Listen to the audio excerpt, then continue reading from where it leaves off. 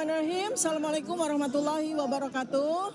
Hasbunallah wa ni'mal wakil, nikmal maula wa ni'man nasir. La haula wa la quwata illa billahil aliyil azim.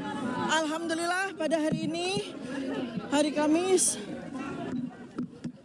kami sudah melakukan nota perlawanan ya, yang terdiri atas 37 halaman ya, yang kita berikan judul Indonesia Menggugat ya. Dugaan ijazah palsu Jokowi adalah sebuah cermin krisis multidimensional bangsa ini ya. Pada beberapa hal nanti akan secara rinci disampaikan oleh advokat saya. Yang pertama adalah bahwa surat dakwaan yang diajukan kepada saya itu secara penuh setelah kami pelajari mengandung dua kelemahan utama yang membuat sidang atas nama saya sebagai terdakwa tidak bisa lagi dilanjutkan, yaitu terjadi error in objecto dan error in persona. Apa artinya? Objek yang didakwakan kepada saya itu salah secara objek, ya, karena yang saya dan Mas Roy Suryo lakukan pengkajian adalah benda digital, objek digital yang beredar di internet yang dimiliki oleh saudara Dian Sandi. Kami sama sekali tidak melakukan pengkajian, komentar apapun terhadap dokumen digital yang diakui oleh saudara Joko Widodo. Karena secara fakta, saudara Joko Widodo tidak memiliki ijazah dalam bentuk digital. Jikalau memang benar beliau adalah lulusan Fakultas Kehutanan UGM tahun 1985, jikalau benar maka dokumen yang dimiliki adalah dokumen yang bersifat analog, di mana kita semua sampai dengan 11 tahun kita menanti sama sekali belum pernah ada kemunculan dari dokumen ijazah tersebut, sehingga jelas bahwa dugaan atau dakwaan dari jaksa itu salah secara objek ya. Kemudian yang kedua adalah error in persona. Karena ini berkaitan dengan laporan yang dilakukan oleh saudara Joko Widodo terkait dengan locus dan tempus delicti yang sangat aneh dan janggal. Karena locus dan tempus delicti itu berpindah-pindah dari sejak kami pertama kali diperiksa sebagai saksi tanggal 11 Mei 2025, pada waktu itu yang dilaporkan sebagai locus dan tempus delicti adalah sebuah peristiwa tanggal 22 Januari 2025, di mana kami sama sekali atau saya sama sekali tidak berada pada locus dan tempus yang dimaksud. Lalu kemudian laporan polisi itu diubah secara locus dan tempus deliktinya menjadi di daerah Jakarta Selatan 26 Maret 2025. Lalu pada surat dakwaan yang disampaikan oleh penuntut umum ternyata locus dan tempus berubah lagi, yaitu di antara bulan Maret 2025 hingga bulan Mei 2025. Padahal laporan yang dilaporkan oleh saudara Joko Widodo itu tertanggal 30 April 2025. Jadi ini jelas salah ya secara persona dan salah secara objekto. Karena mana mungkin melaporkan sesuatu kejadian yang belum terjadi pada saat laporan polisi itu dilakukan. Dia melaporkan tanggal 30 April 2025 atas peristiwa yang terjadi pada bulan Mei 2025. Itu sesuatu yang sangat tidak masuk akal. Dan berikutnya lagi adalah kesalahan atau error in objecto adalah mendakwa sebuah produk-produk jurnalistik yang dilindungi oleh undang-undang pers yang jelas ya. Jadi ada 5 unggahan dari 28 unggahan yang dijadikan sebagai barang bukti. Itu sendiri sebetulnya sudah error in objecto.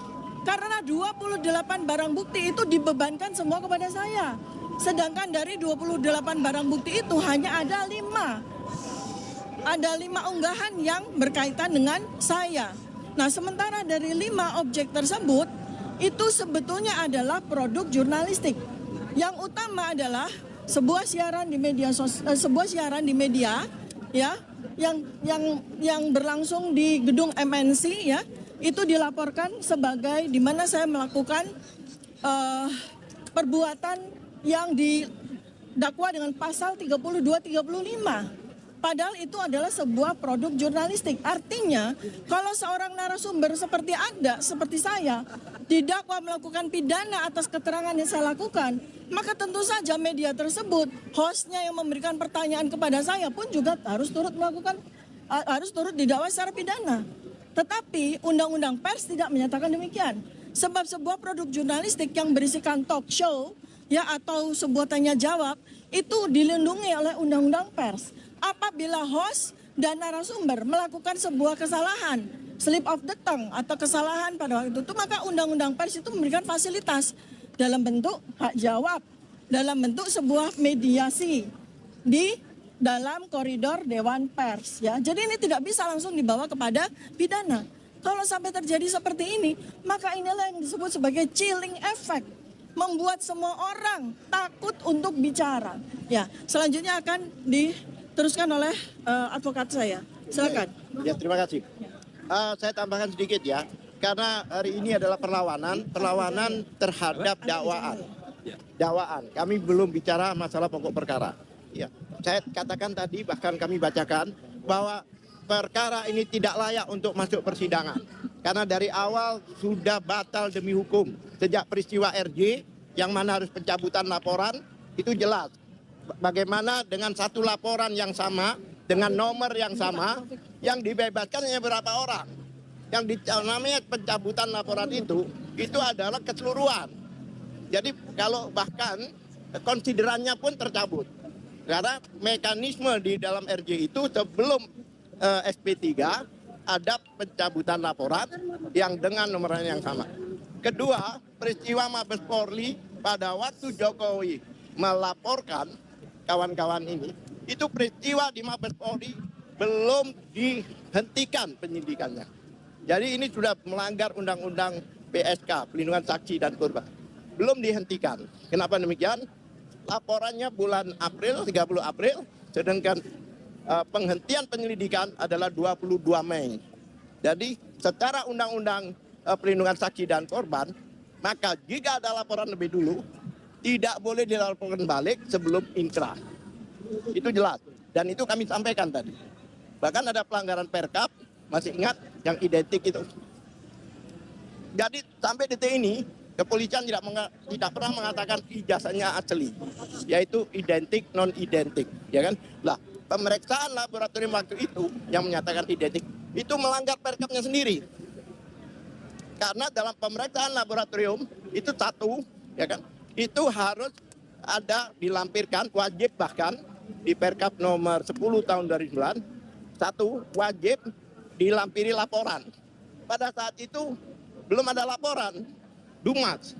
Kedua, wajib dilampiri BAP. Pada saat itu belum semuanya di BAP. Ketiga, wajib dilampiri dengan berita acara penyitaan. Pada waktu itu tidak ada penyitaan.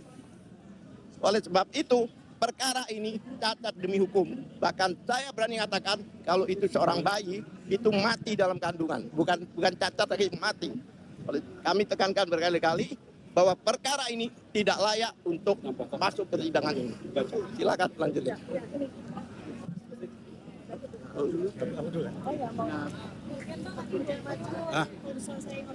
Oh, mundur. Kalau selesai Ada di sini semua. Sampaikan ini di sini semua. Setelah ngomong udah. Silakan. Ya. Oke. Ini punyanya siapa ini? Oke. Ya.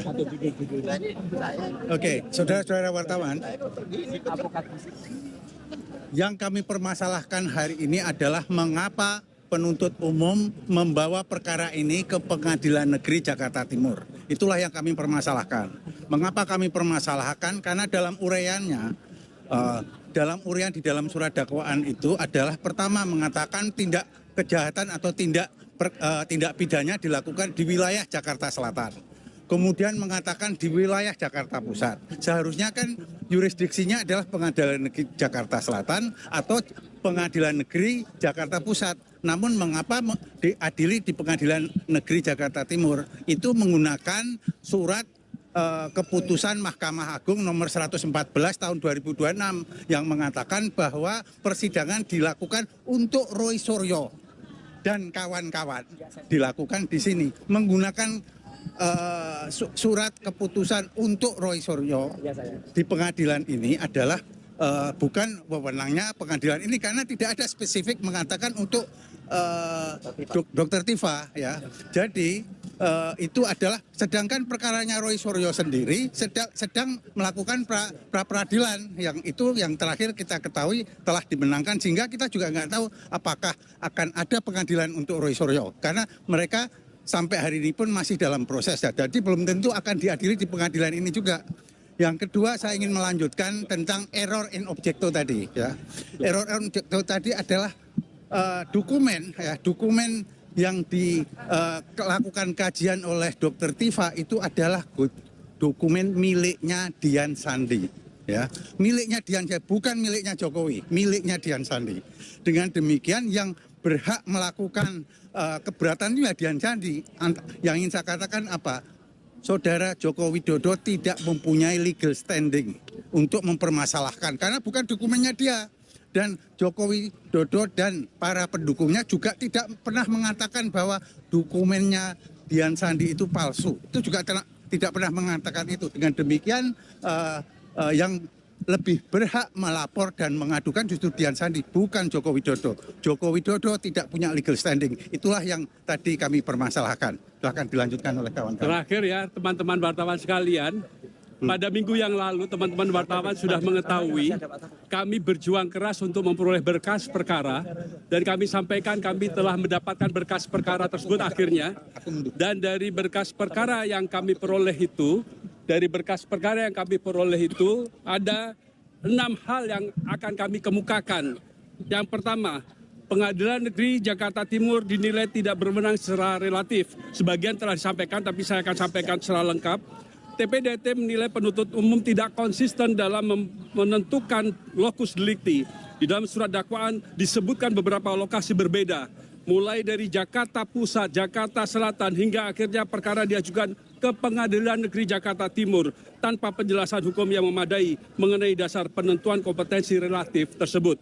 Selain itu, dasar penggunaan surat keputusan Ketua Mahkamah Agung mengenai penunjukan Pengadilan Negeri Jakarta Timur dinilai belum menjelaskan secara tegas apakah juga berlaku terhadap perkara Dr. Tifauziah Tyasuma yang diajukan dalam berkas tersendiri. Kedua, dalam penuntutan dinilai tidak jelas setelah sebagian terlapor mendapat SP3. TPDT mempersoalkan keberlanjutan penuntutan terhadap Dr. Tifa setelah sebagian terlapor lain dalam laporan yang sama memperoleh penghentian penyidikan SP3 menyusul pencabutan pengaduan. TPDT menilai penuntut umum wajib menjelaskan mengapa perkara terhadap Dr. Tifa tetap dilanjutkan apabila laporan pelapor dan rangkaian peristiwa yang menjadi dasar pengaduan merupakan satu kesatuan. Ketidakjelasan tersebut dinilai menyebabkan dasar penuntutan menjadi cacat secara formil. 3. Surat dakwaan dinilai kabur dan tidak memenuhi syarat formil. TPDT berpendapat bahwa surat dakwaan tidak memenuhi syarat kecermatan, kejelasan, dan kelengkapan sebagaimana disyaratkan KUHP baru. Beberapa keberatan yang diajukan antara lain penggunaan ketentuan KUHP baru terhadap peristiwa yang didakwakan terjadi pada tahun 2025 atau sebelum KUHP baru berlaku. Pencampuran berbagai unggahan media sosial dari akun dan tanggal yang berbeda.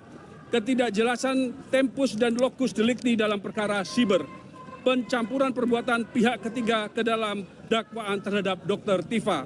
Tanpa penjelasan hukum yang rasional terhadap perbuatan-perbuatan tersebut, TPDT menilai kondisi tersebut mengakibatkan surat dakwaan menjadi obskur liber atau kabur. 3 yang terakhir, 4. Dakwaan produk jurnalistik dinilai bertentangan dengan Undang-Undang Pers. TPDT menolak penggunaan layak tayangan media dan produk jurnalistik sebagai objek pidana tanpa terlebih dahulu menempuh mekanisme penyelesaian menurut Undang-Undang Pers. TPDT menilai sengketa terhadap karya jurnalistik semestinya diselesaikan melalui mekanisme hak jawab, hak koreksi maupun proses di Dewan Pers, bukan langsung melalui instrumen pidana. 5. Hak imunitas dan kepentingan umum.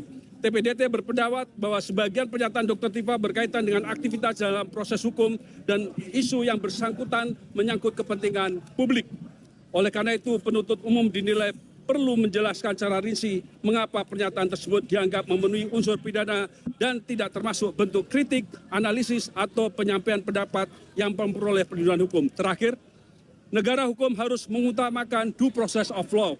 TPDT menegaskan bahwa keberatan yang diajukan bukan dimaksudkan untuk menghindari pemeriksaan perkara, melainkan memastikan bahwa kewenangan negara dalam melakukan penuntutan dilaksanakan sesuai prinsip negara hukum, kepastian hukum, dan pelindungan hak-hak konstitusional setiap warga negara.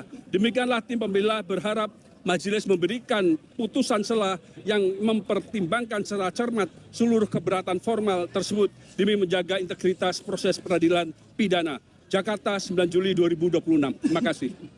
Oke, saya lanjutkan kembali. Saya Muhammad Taufik ya. Saya dua hal penting yang saya ingin sampaikan. Perkara ini jadi satu dengan rekan kami, Roy Suryo. Jadi perkaranya Roy Suryo dan Dr. Tifa itu satu berkas. Oleh karena pengadilan di dalam prapit yang seri pertama, karena akan ada praper yang selanjutnya, bahwa alat buktinya itu tidak sah, otomatis penggeledahan tidak sah, pemeriksaan tidak sah, dan saya katakan penangkapannya juga tidak sah karena polisi tidak bisa membedakan penangkapan dan penahanan. Penangkapan itu orang tidak boleh diborgol, tidak boleh dikasih baju tahanan, dan tidak boleh dimasukkan sel. Beda dengan penahanan, itu 20 kali boleh. Nah, terhadap persidangan ini ada kesesatan yang nyata tentang asas uploader dan downloader. Jadi biar keterangannya berbeda ya.